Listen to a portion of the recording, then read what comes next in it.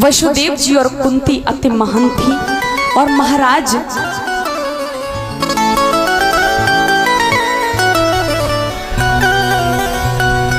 सूर्यसेन से 10 पुत्र और 5 पुत्री पैदा हुई और बेसपड़ा से 5 जन पैदा हुए, जिसमें नंद बाबा भी थे। ये 9 भाई थे, उपानंद, अभिनंद, नंद बाबा, सुनंद, कर्मानंद, धर्मानंद, ध्रुवनंद, शुभनंद, बल्लभ। और महाराज वसुदेव जी की 2 रानियां थी।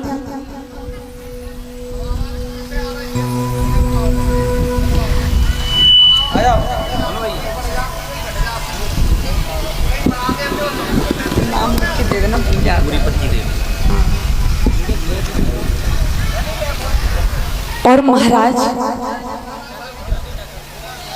और वसुदेव जी की दूसरी पत्नी देवकी से 7 पुत्र और 1 कन्या पैदा हुई, जिसका नाम था योग निद्रा। तो महाराज उनमें से 6 पुत्र कंस ने मार दिए थे, जिनका नाम था कीर्तिमान, सुषेण, उदायु, भद्रसेन, रजदास, भद्रदेव। अब अष्टम रूप में मेरे गोविंद का अवतार होता है। किस प्रकार से आज भगवान का अवतार होता है।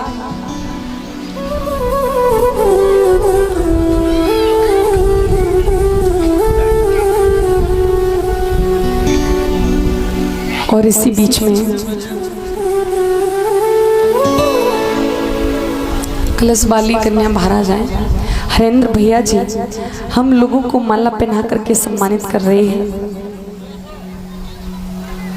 सन ऑफ घनश्याम सिंह और कलश वाली कन्याओं का भी सम्मान कर रहे हैं। भगवान से प्रार्थना करेंगे कि इनके घर में खुशियों के दीप जलें, इसी प्रकार से धन के भंडार भरे रहें। आज मेरे गोविंद का किस प्रकार से अवतार होता है।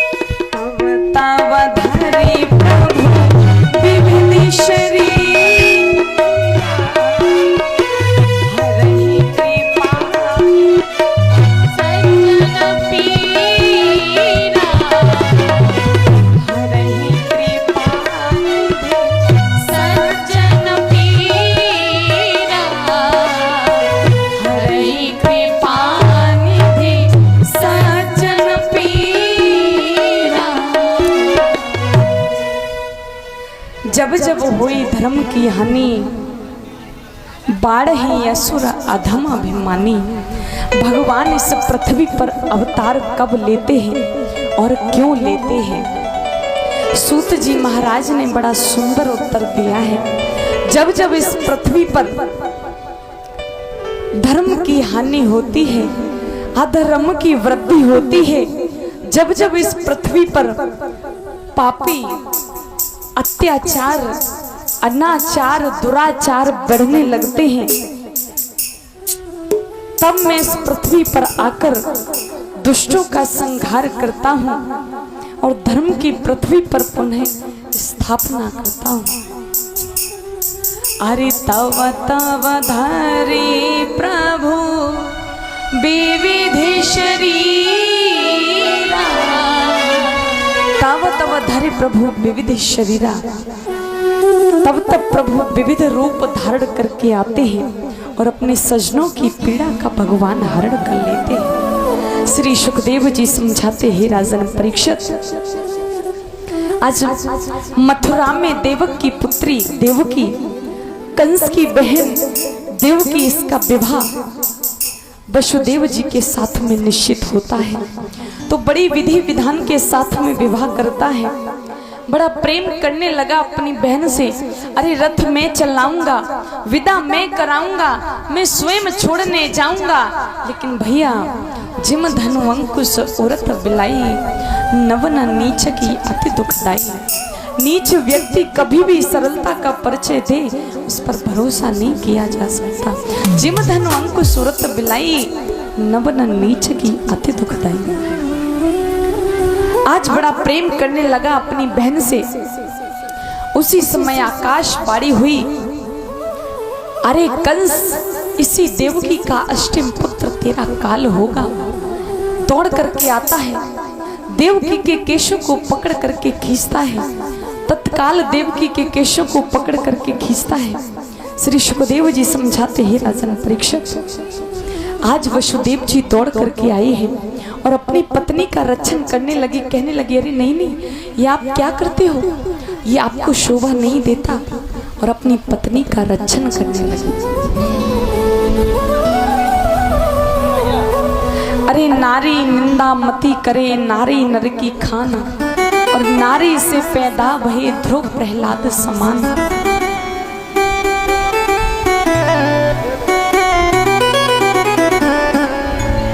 और कहने लगे, हमें कभी भी पत्नी का अपमान नहीं करना चाहिए, हमें हमेशा उसका सम्मान करना चाहिए। हर व्यक्ति को उसका सम्मान करना चाहिए,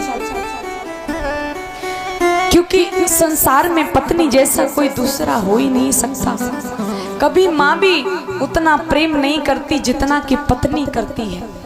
माँ की 4 संतान हैं तो 4 जगह प्यार बट जाएगा, लेकिन पत्नी का प्यार कभी इधर उधर नहीं हो सकता। देखिए, पत्नी पहले पत्नी बनकर आती है, बाद में मित्र का रूप धारण कर लेती है। कितने प्रेम से आपके लिए भोजन बनाती है, ये मत खाना वो मत खाना, कितनी सेवा करती है आपकी, वो अर्धांगिनी है। श्रोताओं, पत्नी सर्वाधिक प्रेम का पात्र होता है।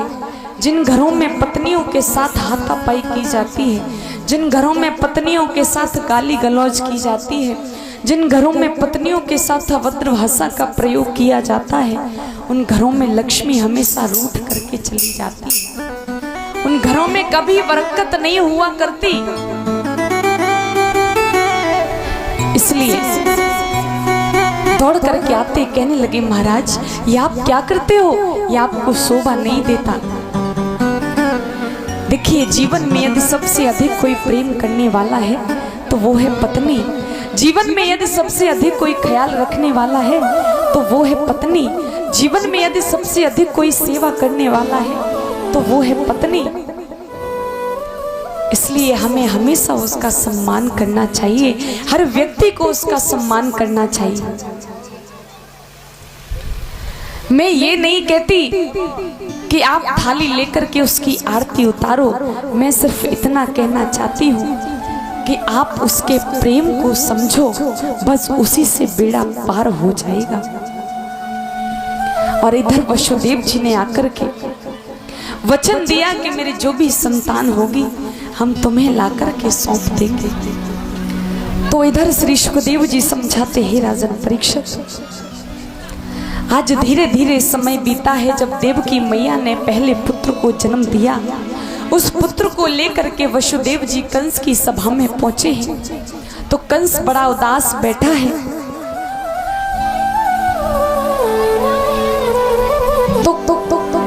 आज कंस वसुदेव जी की सत्यता पर प्रसन्न हो गया और उसने कहा कि अरे मेरा काल तो अष्टम पुत्र है और ये पहला ही पुत्र है। और आज उसके हृदय में दया आ गई और उस पुत्र को वापस कर दिया। वसुदेव जी वापस चले गए। इधर श्री सुखदेव जी समझाते हैं, राजन परीक्षित, तब तक नारद जी अपना बीड़ा बजाते हुए आए हैं। भोजराज कंस की सभा में पहुंचे और कहने लगे, कंस आज आप बड़े उदास हैं, क्या बात है? भोजराज कंस कहने लगा, क्या बताऊं भगवान, देवकी ने पहले पुत्र को जन्म दिया है और मैंने उसको वापस कर दिया है। मेरा काल तो अष्टम पुत्र है, लेकिन वो पहला ही पुत्र था और मैंने उसको वापस कर दिया। देव ऋषि नारद जी हंसने लगे, कहने लगे भोजराज कंस, आप बड़े भोले भाले हो। उसी समय उन्होंने एक पुष्प लिया और उसकी पंखुड़ी गिनवाने लगे, कहने लगे जिस प्रकार से पहली पंखुड़ी 8वीं हो सकती है, उसी प्रकार से 8वीं पंखुड़ी पहली हो सकती है, उसी प्रकार से पहला पुत्र 8वां हो सकता है और 8वां पुत्र पहला हो सकता है। कंस के सीने में एकदम से झटका लगा और अपने मंत्रियों को आदेश देकर के कहा,